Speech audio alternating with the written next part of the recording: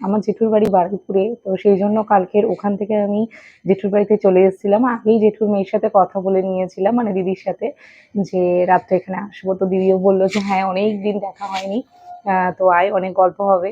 তো রাত্রি তখন 11টা বাজে এসেছিলাম। তো মোটামুটি 1টা পর্যন্ত আমরা গল্প করেছি রাত। তারপরে ঘুমিয়ে পড়েছিলাম। আবার সকালে উঠেছি, উঠে এখন চা বিস্কিট খেয়েছি। এখন আবার লুচি, তারপর ছোলার ডাল এই সমস্ত করছে। ওগুলো এখন খাবো। খেয়ে তারপর আবার বেরোবো। এই যে এটা আমি দিদির একটা জামা পড়ছি, দেখো। আমি ভেবেছিলাম যে একেবারে আমি এখান থেকে মানে সকালবেলা চা বিস্কিট খেয়ে পুরো বেরিয়ে যাব।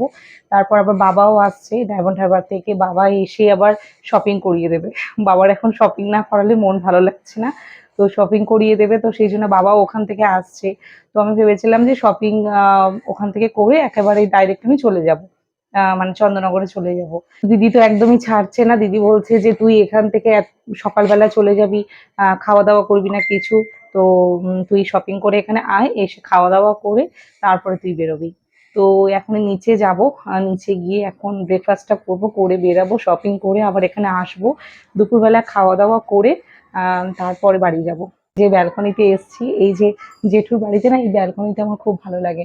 বিয়ের আগে আমি মানে দুর্গাপূজাটা আমার জেঠুর বাড়িতেই কাটাতাম। আমার খুব পছন্দের জায়গা। জেঠুর বাড়িতে এলে আমার আর বাড়ি যেতে ইচ্ছা করতো না। খুব ভালো লাগতো। আর বারুইপুর আমার খুব পছন্দেরও জায়গা। তো অনেকদিন পরে আবার এলাম। তো একটু এসে ব্যালকনিতে বসছিলাম কিছুক্ষণ। আমার কি যে ভালো লাগছে!